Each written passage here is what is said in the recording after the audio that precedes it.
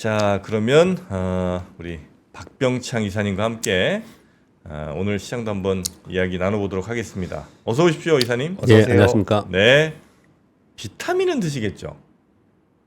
예. 비타민 드시잖아요. 네. 비타민 C?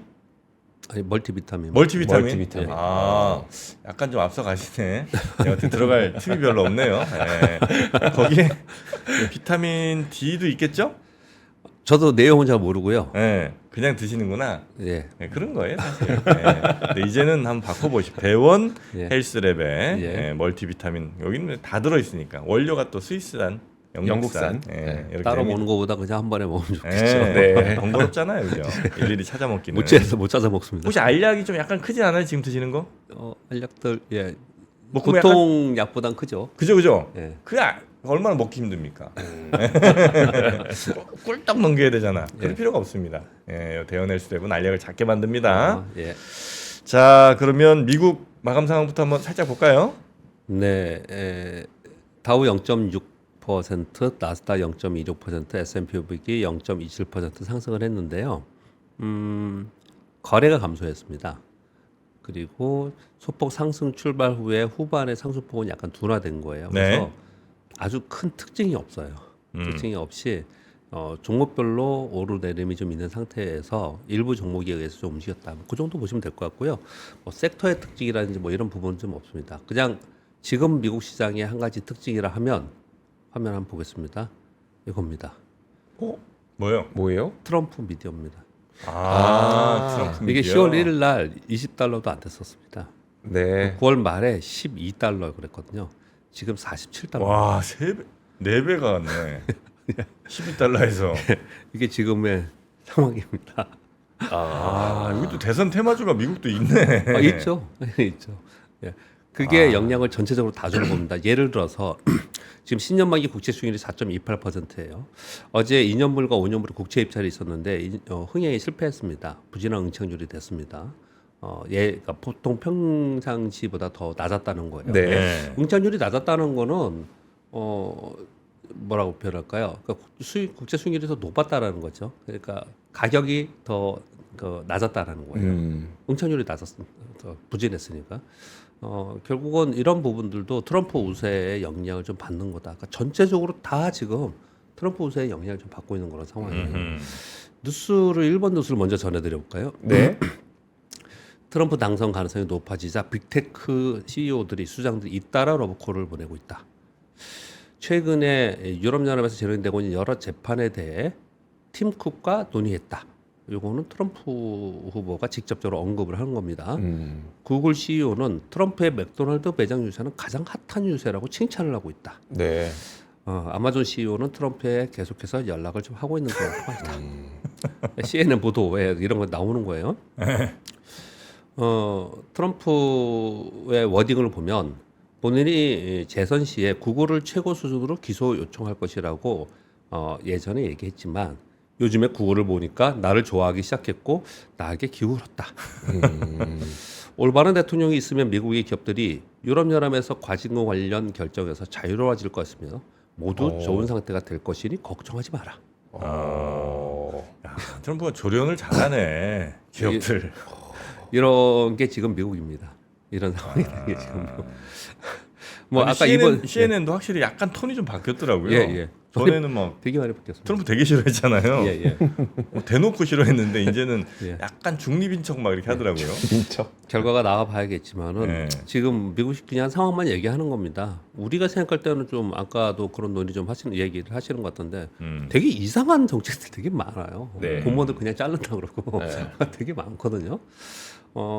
그럼에도 불구하고 아무튼 시장 자체에서는 트럼프 우세로 보면서 그쪽으로 많이 기울어져 있는 그런 상황이 좀 있습니다. 거기 아까 권 기자님도 전해 주시는 것 같던데 트럼프 후보가 반도체 기업에 돈 주지 말고 관세를 매겨서 미국의 공장을 짓게 해야 된다. 부자 반도체 기업들이 미국에서 자기 돈을 쓰게 해야 된다. 이런 얘기들을 막 지금 하고 있는 그런 상황이 네. 있습니다.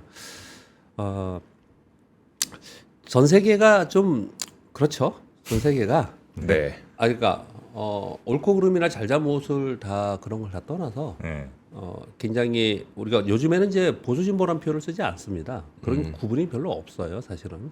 그렇지만 굳이 얘기를 한다면 상당히 보수주의적인 네. 경향이 많이 있죠 전 세계적으로. 근데 그런 것들이 좀 미국 시장, 미국 정치, 그리고 네네네. 미국의 국민들에도 많이 반영이 되고 있는 것으로 보여지고요. 그런 지도자들이 많이 좀 선택이 되죠. 좀 이렇게 강한 이미지에 혹은 뭐 보수적인 이미지에. 예, 예. 많이 됐죠. 지금 유럽도 그쪽이 많이 돼서 걱정을 네. 많이 하고 있는 상황인 거고. 근데 요번에 일본이 그렇지 않은 총리가 된 거잖아요. 네. 참패했잖아요. 그러니까 그래서. 총선에서. 네. 점점 그러고 있는 상황이 좀 있습니다. 예. 뭐 정치 얘기는 뭐 할 필요는 없을 것 같고요. 그런 게 지금 반영이 되고 있다 시장에 그렇게 얘기를 좀 말씀을 드리는 거고요. 네. 뭐 국제 수익률이 4.28%까지 올라왔고요. 달러스가 104까지 올라왔습니다. 뭐 엔화가 153.2엔입니다. 엄청나게 좀 다시 올라와 있습니다. 153. 예, 전체적으로 트럼프 후보 쪽으로 트럼프 트레이드 쪽으로 이제 기울어져 있는 거고. 기름값 많이 빠졌네. 예? 원유 가격이 많이 네, 빠졌어. 유가는 아까 말씀을 드린 것처럼 네. 이제 나눈 것처럼 이스라엘이 대이란 공격을 했는데 이거 사전 협의했다는 거 이미 보도가 많이 됐습니다. 네. 사전 협의를 했고 그리고 제한적으로 공격을 했다. 이거 보니까 좀 이제 미국 대선 막바지에 들면서 어느 정도 네. 마무리가 되는 게 아니냐 이런 인식이 좀 있는 것 같아요. 이번에 물론 뭐 이거 되게 어려운 얘기지만 제가 할 얘기는 아니지만 그냥 보도상으로 보면은 이스라엘이 이란에 공격을 했지 않습니까? 네. 근데 이란이 어떻게 얘기를 하고 있냐면은 뭐 미리 우리한테 얘기를 좀 해줬고 제한적 공격을 했기 때문에 우리가 보복 공격에 대해서는 큰 피해가 없으면은 우리는 좀 유보할 수 있다. 뭐 이런 식의 얘기를 좀 하고 있어요. 지금 그러니까 유가가 많이 떨어졌어요. 네. 68달러까지 떨어지는 그런 특징이 좀 하나 있었고요. 네. 그리고 나머지는 다 이제 트럼프의 트레이드인데 또 하나를 제가 적어온 게 마이크로 스트래테지입니다.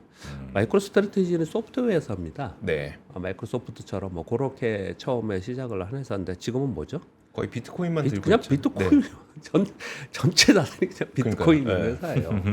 네. 그러니까 이것도 역시 요즘에 올라가는 건 트럼프 트레이드다. 이렇게 볼 수가 좀 있는 거죠. 전반적으로 그렇게 인식이 좀 되어 있습니다. 네. 여기 쏘지는 않았는데요. TSMC가 어제 4% 하락을 했어요. 다른 것도 그렇게 빠진 게 없습니다. 네. 그것도 트럼프 트레이드예요. 그것도 트럼프가 그 뉴스가 있나? 제가 잠깐만요. 네. 있나? 여기 있네요. 여기 일단 TSMC의 좋은 뉴스들이 좀 있었습니다. 이거부터 먼저 전해드리면 네. 미국 애리조나 공장의 수율이 대만의 공장보다 4%포인트 수율이 높다고 그래요? 합니다. 이건 의미가 굉장히 큰 거거든요. 네. 왜냐하면 최첨단 장비와 기술은 대만의 당연히 공장에서 수율이 오히려 더 높게 나왔다. 상당히 의미 있게 이걸 이쪽의 보고서를 보면 좋게 얘기를 하거든요. 아무튼 이 뉴스가 있는데 제가 요 뒤에다가 이렇게 발표했습니다.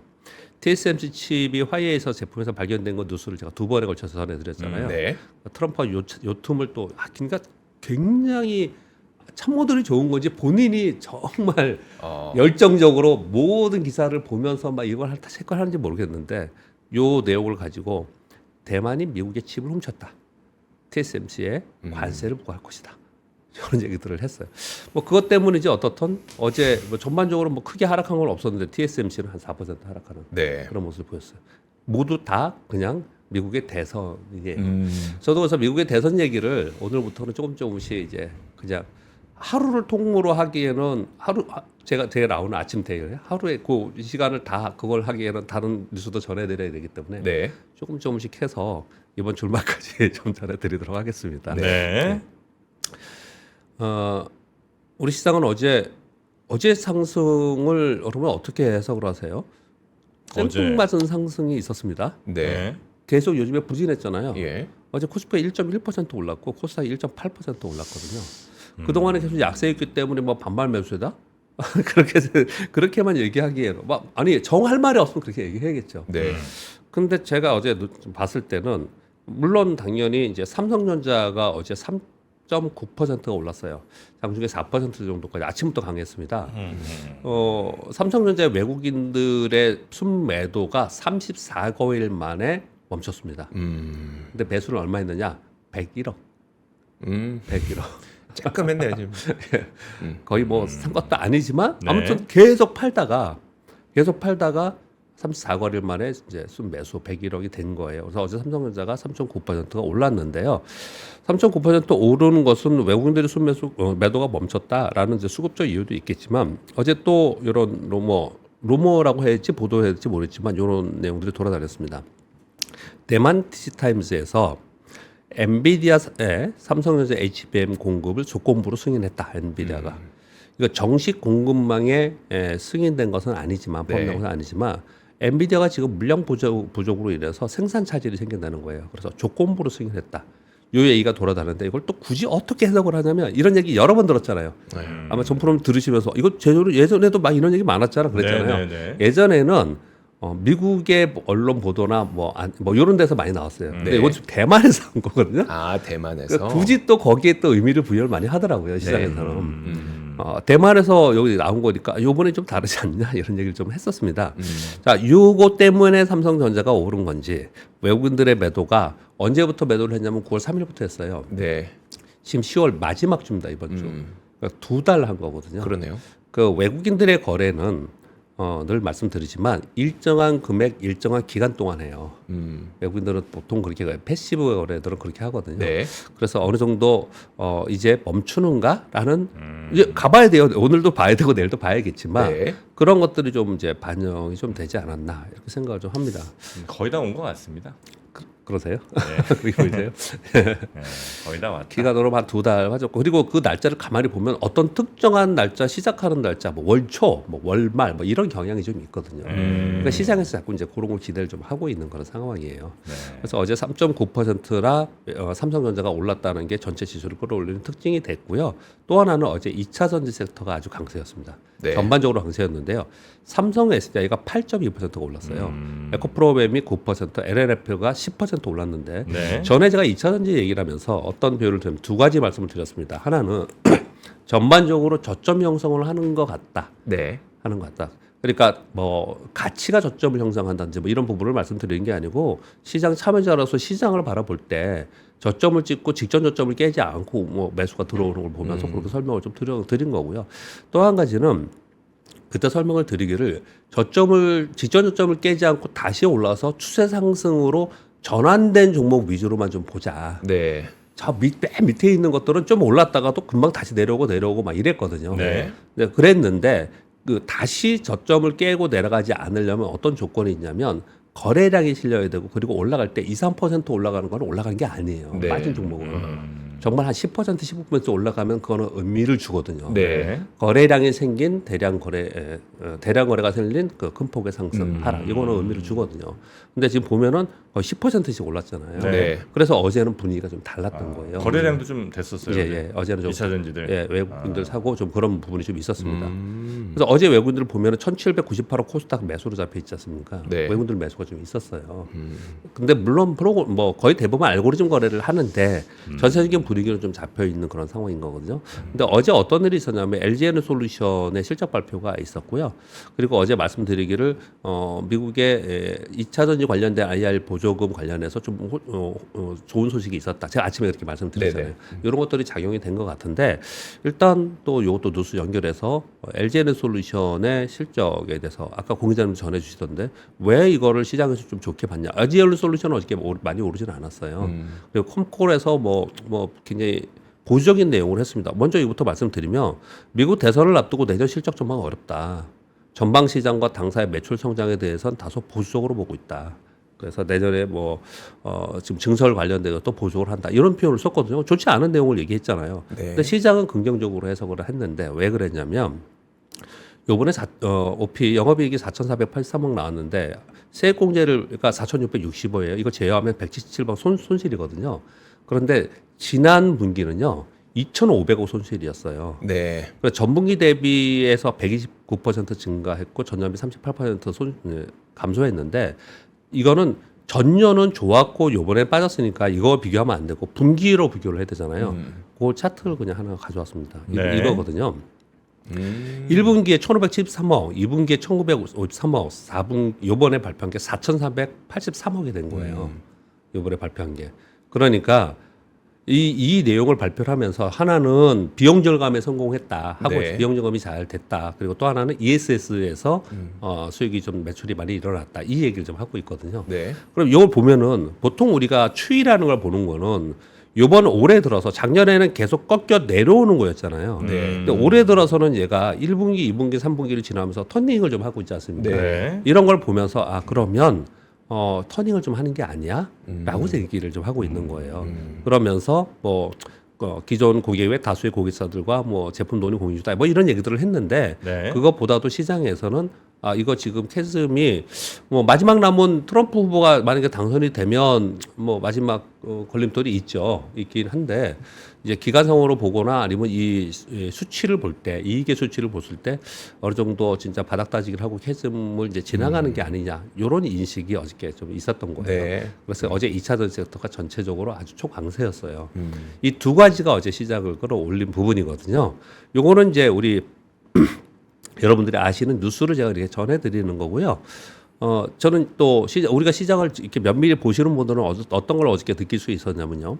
어제 외국인들이 1283억 순 매도했습니다. 근데 기관들이 4600억을 매수했는데 기관들의 매수는 금융투자, 증권에서 3400억이나 매수를 했기 때문에 네. 이거는 사실은 또 프로그램 매도로 있거든요. 그래서 어제 외국인들이 선물 매수하면서 금융투자에 프로그램 매수가 들어오는 그런 어제 시나리오가 됐거든요. 네. 어제 하루가. 요거는 제가 지난주에 한번 급등한 적이 있었습니다. 지난주에 수요일인가에 한번 네. 급등한 적이 있었거든요. 요렇게 급등한 적. 그때 네. 제가 파생상품 얘기를 했습니다. 네. 외국인들의 선물 매도 포지션을 일정 정도 이하는 더 이상 그 이상 노출시키지 않는다는 얘기예요. 네네. 포지션을 안 좋다고 해서 무한대로 매도하지 않는다는 거죠. 일정 수준까지 하는데 네. 그 일정 수준까지 와 있는 상태에서 외국인들이 더 이상 크게 거기서 공격적으로 매도하지 않는 상황이 좀 되어가고 있다는 거예요. 그래서 이런 일이 벌어지는 거거든요. 네. 그래서 뭘 설명드리려고 제가 이렇게 길게 설명을 드리냐면 어제 외국인 매도도 있었어요. 기관들의 매수는 금융투자 프로그램 매수뿐이었습니다. 그런데 1% 이상씩 상승할 수 있었던 것은 어제 거래량이 감소했거든요. 네. 거래량도 감소한 상태, 어제 거래량 증가하면서 올라갔으면 굉장히 좋은 건데 거래량 감소하면서 상승했기 때문에 그렇게 좋은 것도 아니에요, 사실 지수의 흐름은요. 네. 그런데 어떤 것에 제가 포커스를 맞추는 거냐면은 거래량도 없이 그리고 외국인들도 매도했고 어제 삼성전자는 올라갔지만 하이닉스는 또 2.4%로 빠졌어요. 네. 그러면 전체적으로 등락이 좀 있는 상태에서 거래량 없이 그냥 올라왔다? 이 얘기는 매도도 많이 감소한 거예요. 매도도. 우리가 시장이 막 빠질 때 어떤 얘기를 해요? 와 이렇게가 빠질 일이야? 그럴 때 뭐 그냥 흔히 하는 얘기로 조금만 매도가 나와도 그냥 매수세가 없기 때문에 그냥 네. 툭 떨어져 버리잖아요. 네. 근데 어제 제가 볼 때 시장은 이렇게 올라오는데 그 전처럼 매도가 외국인 매도 있고 매고들이 막 있으면은 그러면은 밀린단 말이에요. 근데 안 그러더라고요. 그거 보니까 진짜 팔만한 사람도 굉장히 많이 팔았구나. 더 팔 게 없다. 네, 그런 것들도 좀 어저께 엿보이는 그런 상황이 좀 됐어요. 그래서 이제 수급적 요인이 상당히 작용을 많이 하는 그런 시장이었다. 그리고 어제 1% 올랐지만 큰 의미를 둘 수가 없다. 네. 거래량도 없었고 네. 그렇다. 근데 2차 전지 섹터의 어제 움직임은 의미를 좀 두는 그런 상황이 좀 됐다. 네, 그렇게 좀 더 어저께 시장을 좀 해석해 볼 수 있겠습니다. 네. 알파벳과 AMD 실적 발표를 하는데 AMD가 어제 그 와중에 전체적으로 기술주들이 조금씩 내렸었거든요. 근데 AMD는 올랐어요. 그리고 지금 시간에서 좀 오르는 거 보니까 이번 실적에 대해서 기대를 좀 반영을 하고 있는 것 같습니다. 그리고 오늘 미국의 졸지 보고서가 나오고 컨퍼런스 보드의 소비자 기대 지수가 나옵니다. 매크로는 뭐 우리 여러분 다 알다시피 제가 굳이 설명드릴 필요 없이 다음 주에 대선 5일날 있죠. 네. 그리고 6일과 7일이 FOMC 회의입니다. 우리는 8일 날 새벽에 또 파월 의장을 보게 될 겁니다. 네. 이건 예전에 잘 생각해 보세요. FOMC 회의만 있어도 시장은 긴장하죠. 긴장하고 관망하거든요. 근데 지금은 대선까지 있어요. 당연히 그 와중에 이번 주는 어떤 거라고요? S&P 500의 3분의 1이 실적 발표를 합니다. 네. 전부 싹 발표를 합니다. 빅테크들은 이번 주에 다 발표하거든요. 그러니까 빅테크의 그냥 실적에 따라서 종목이 움직이는 그런 상황 정도입니다. 그러다 보니까 거래량은 줄면서 종목별로 등락이 일어나는 그런 모습이 좀 나타나고 있습니다. 우리나라는 뭐니 해도 국내의 정책이 뭔가 나와야 될 것 같습니다. 아무리 생각해봐도 지금 상황이 그런 것 같고요. 왜냐하면 투자 심리를 바꿀 만한 게 있어야 되는데 네. 그게 없기 때문에 뭐 그게 나와야 되는 게 지금 현재의 상황인 것 같고요. 그리고 미국의 국채 수익률 및 달러 강세, 그리고 중국의 재정 정책, 그리고 원화 방향, 이건 전부 다 트럼프 트레이드와 관련이 있거든요. 이 트럼프 트레이드 그리고 미국의 대선과 관련이 있습니다. 그래서 요것에 끝나면서 지금 예상으로는 지금 즉 선거 전까지 있는 방향과는 좀 반대로 갈 개연성이 좀 있어 보여요. 그래서 그런 부분들이 반대로 갔을 때 우리 시장이 방향을 좀 잡지 않을까라고 에크로는 볼 수가 있겠고요. 그리고 내부적인 수급은 전에 제가 그 삼성전자 잠정 실적 발표할 때 어떻게 여러분께 설명을 드렸냐면은 잠정 실적 발표한 날 그날이 저점이냐 아니냐 막 이런 논란이 있었는데 그렇게 생각하지 마시고 본 실적이 나와서 컨퍼런스 콜이 할 때까지는 그 주가가 추세를 잡지 못한다. 네. 그냥 내려왔다 올라갔다 내려왔다 올라갔다 그렇게 연성이 상당히 있다. 그렇게 설명을 드렸어요. 내린다 오른다도 설명을 안 드리고 그렇게 들렸는데 본 실적을 발표하고 나서 컨퍼런스 콜이 나왔을 때는 좀 다를 수 있어요. 그게 어떤 방향을 잡는지를 좀 우리 관심 있게 봐야 되지 않을까 정도 말씀을 드리겠습니다. 네. 1번 뉴스, 2번 뉴스를 전해드렸고요. 3번 뉴스는요. 중국의 재정부 차관이 중국 경기 부양책 목표는 내수 진작이다. 거시 정책을 강화해서 내수를 확대하고 올해 GDP 성장의 목표를 달성하는 것이 목표이다. 아, 수출이 아니고 내수예요. 예, 구체적 내용이 11월 4일부터 8일까지 있을 전인대 상임위원회 이후에 나올 예정이다. 왜냐? 재정 정책을 위해서는 거쳐야 할 법적 절차가 있기 때문이다. 이 부연 설명을 좀 드리겠습니다. 일단 첫 번째, 이번에 나오는 거는 시장에서 예상하는 수준 또는 이상으로 굉장히 강력할 것이라는 보도들이 지금 나오고 있는 상황이에요. 제가 네. 여기 써오지는 않았는데 첫 번째 그거고요. 두 번째 제가 말씀드리고 싶은 거는 지금 미국은 내년에 금리나 지금 기조로 접어들었잖아요. 네. 거기에 지금 어떤 후보가 대통령이 되던 간에 집권 1년 차가 되면서 경제부양 정책을 쓰려고 하는 거잖아요.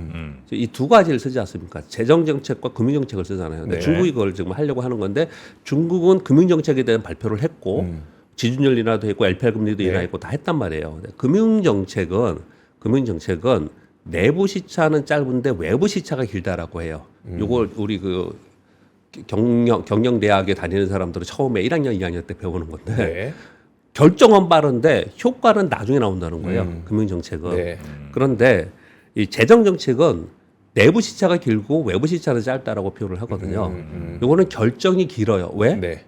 지금 이 얘기를 하는 거예요. 그러니까 우리나라 같은 경우에는 국회 비준이 있어야 되고 국회에서 동의를 해서 얻어야 되고 그래서 이 정치적인 게 있기 때문에 굉장히 결정이 어려워요. 그런데 결정이 나면 효과는 곧바로 나온다는 네. 거거든요. 그래서 지금 중국을 바라보면서 기다리는 건 다 이걸 기다리고 있는 거예요.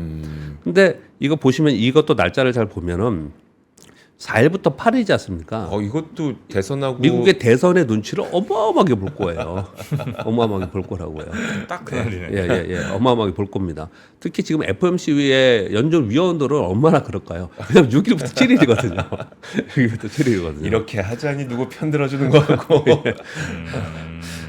그런데 이거는 특히나 중국은 더더욱 그 눈치를 많이 볼 개연성이 있어서 딱히 뭐라고 얘기를 단정 지을 수는 없는 상황으로 봐야 되는 건 맞는데 네. 시장에서는 이 재정 정책에 대한 기대가 금융 정책보다 훨씬 크다라는 거예요. 그래서 거기에 대해서 얘기를 좀 하고 있는 그런 상황이고 얼마나 강력하게 나오냐에 따라서 중국의 시장의 움직임도 있지만 요거는 내년도의 전 세계 GDP 성장률 그리고 우리나라의 경제에 상당히 영향을 주기 때문에 네. 이 부분에 대해서는 상당히 시장에서 기대 또는 그리고 관심을 많이 갖고 있다 정도 말씀을 드리겠습니다. 4번 뉴스는 전해드렸고요. LG엔솔 이게 이제 주도주 대표 종목이기 때문에 얘에 관심이 굉장히 많고 이게 터닝을 하면 다른 데도 좀 되지 않겠냐 이런 네. 생각을 좀 하는 거예요. 네. 어제 상승 폭은 LG엔솔루션이 제일 약했습니다. 왜냐하면 어제 실적 발표가 나왔는데 긍정적으로 향후에 대해서는 생각을 했지만 실적 발표 자체는 뭐 일단 어떻든 간에 보조금 빼고 나면 적자니까 네. 그렇게 크지는 않은 상황이었습니다. 자, 5분 뉴스를 제가 저거 올까 말까 고민하다가 그냥 저거 와봤습니다. 삼성. 400. 우리 정프로님의 코멘트를 한번 듣고 싶어서. 삼성이 지금 V랜드 플레스는 286단인가 그래요. 이거 400단인 본딩 버티컬 랜드 플래시라고 해서 BV 랜드 플래시라는 명칭으로 요번에 요거를 프로젝트를 시작을 해서 이제 개발하겠다라고 발표를 하기 시작을 했습니다. AI용 신제품이다라는 거예요. 그래서 저장 공간 수직세를 수직으로 쌓을 원래 V랜드 그런 건데 본딩 기술을 결합해서 400단 이상의 수직 적층을 할 거고 중장기적으로는 1000단 이상으로 멀티 VV를 생산하겠다. 이런 내용을 발표를 하고 한국경제에서 이걸 받아서 적었거든요. 네. 어떻게 생각하세요? 궁금합니다. 삼성전자는 예, 지금은 예, 이게 막 1등 나갈 때는 예, 뭐 할 거다 이게 사람들한테 되게 빡빡 꽂히고 하거든요. 네. 지금은 약간 신뢰를 잃은 상태잖아요. 네. 그래서 지금은 뭘 할 거다 이거보다는 뭐 네. 했다, 예, 통과됐다, 네, 요거를 얘기할 때다. 네. 삼성전자는 지금 앞으로의 뭐 물론 이제 큰 비전 같은 거 얘기해야 되겠지만 네. 이런 뭐 앞으로 뭐 만들 거다 이거는 네. 지금은 안 먹힌다 시장에. 예, 저는 그렇게 봅니다. 예. 감사합니다. 잘 고맙습니다. 들었습니다. 그 평을 듣고 싶었습니다. 아 그렇습니까? 네. 그 6번 뉴스는요. 또 DDR 넘어가는 거예요? 그겁니까? 아니요, 제가 코멘트가 아니고 지금 아무튼 이런 뉴스가 있다는 거는 우리는 네. 어떻든 알고 있어야 되기 때문에 그러는 거고. 네. 삼성전자가 아무튼 무지 노력을 좀 하고 있는 거지 네, 않습니까? 해야죠. 그렇다고 삼성전자를 다시 보자 이런 개념으로 말씀드리는 게 아니고 우리 주식을 하면서 잘못 생각하는 것 중에 하나가 그러면 삼성전자 빼고 다른 얘기를 해볼게요. 어떤 A라는 주식을 뭐 스토리를 보면서 좋게 보면서 계속 투자를 했어요. 근데 실망스럽네. 또는 뭐 내가 원하는 대로 그러니까 스토리가 성장 스토리가 되지 않았거나 뭐 이렇게 해서 그거를 이제 버려버렸어요. 네. 손절매 했습니다. 그러다가 그냥 잊어버리고 있다가 나중에 보니까 오라 얘가 언제 여기 와 있지? 뭐 이럴 수 그럴 때 있거든요. 있죠. 네. 그래서 계속해서 그냥 어떻든 관심을 갖고 추적해야 되는 거고 그리고 삼성전자는 우리 전체 시장에 영향을 많이 주기 때문에 네. 어떤 행보를 하고 있는지를 중간중간에 제가 이렇게 전해드리고 있는 겁니다. 네. 그리고 정프로님 말씀에 저는 동의를 합니다. 말씀을 드리는 겁니다. 네. 그리고 대만전자시보에서 4분기 DDR5 가격은 공급량이 개선이라고 표현했는데 공급량이 늘었다는 거예요. 그래서 전체적으로는 좀 플랫하지 않을까 DDR5 가격 이렇게 얘기를 하고 내년은 상승할 것으로 봅니다. 그래서 전체적으로 볼 때 내년에 HBM 가격 상승은 필연적이다. 뭐 이런 얘기를 좀 했습니다. 어제 대만에서 이런 뉴스들이 좀 있어서 몇 가지 전해드린 겁니다. 뉴스는 여기까지 전해드리고 제가 질문을 드려볼게요. 두 네. 번째. 네. 2016년도에 트럼프 후보 그때 누구랑 했었죠?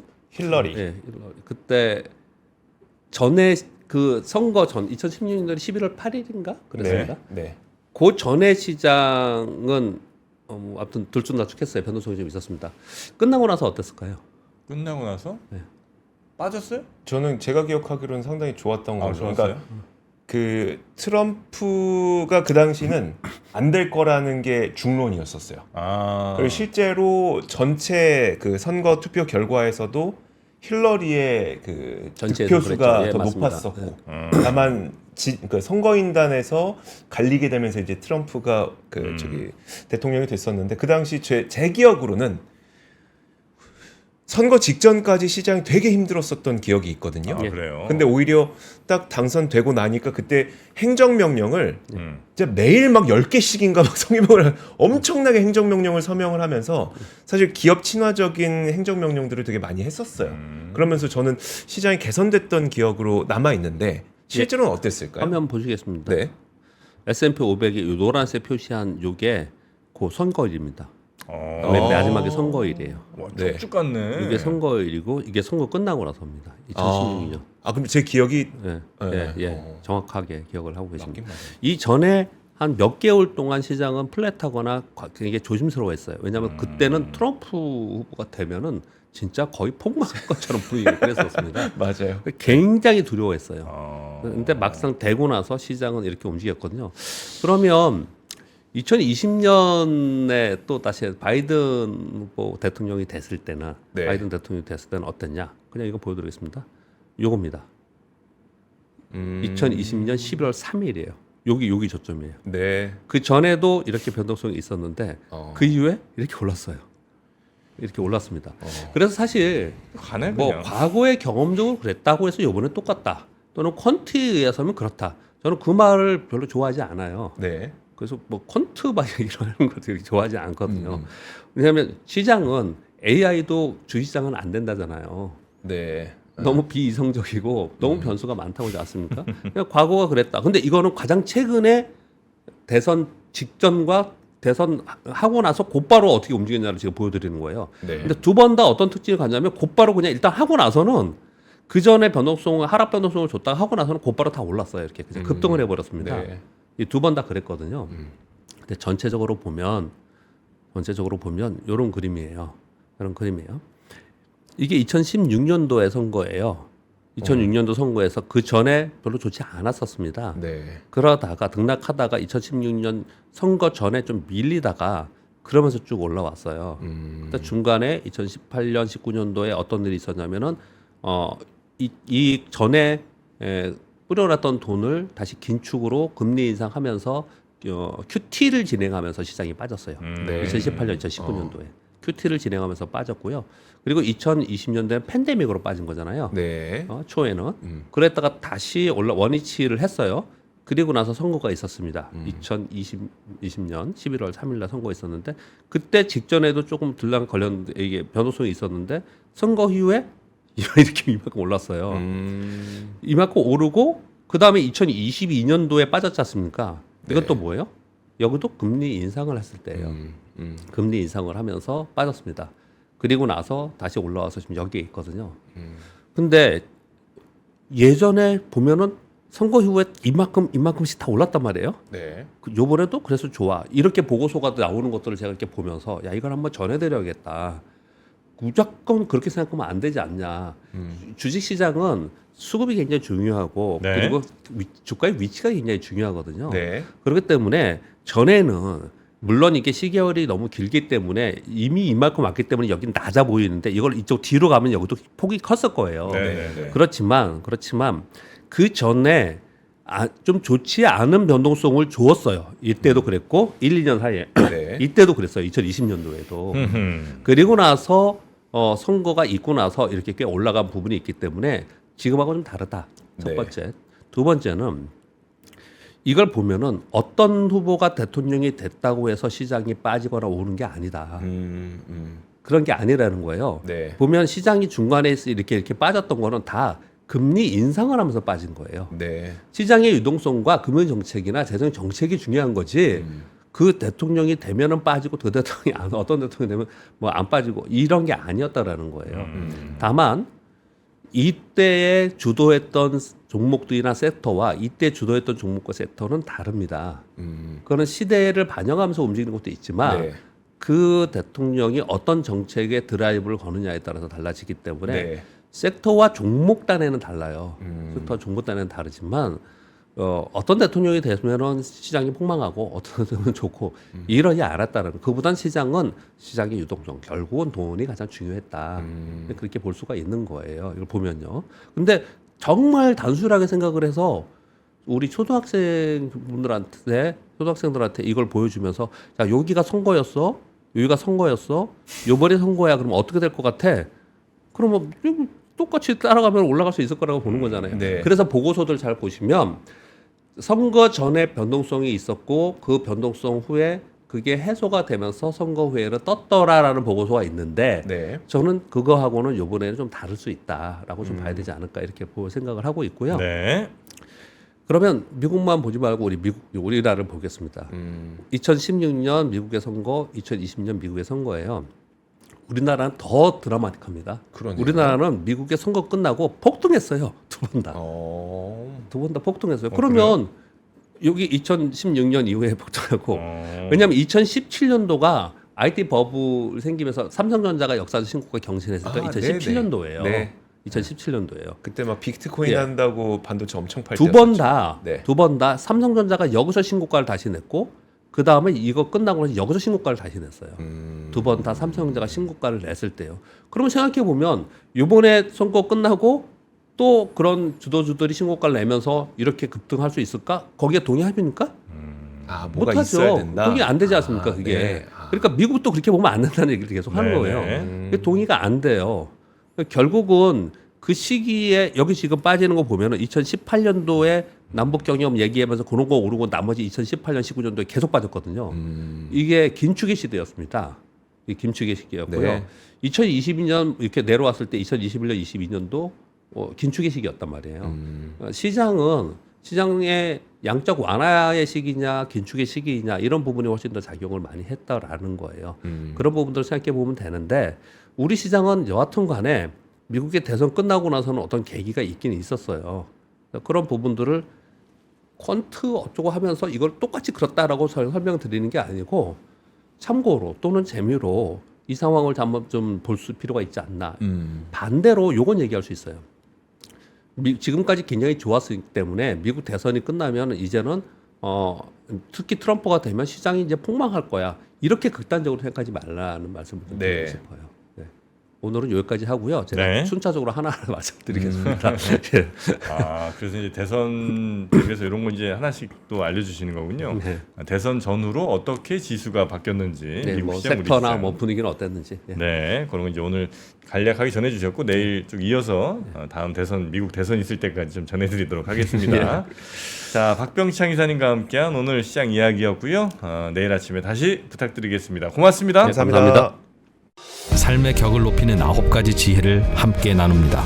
위즈덤 칼리지 시즌 2 영상 아래 링크를 클릭하시면 자세한 내용을 확인하실 수 있습니다.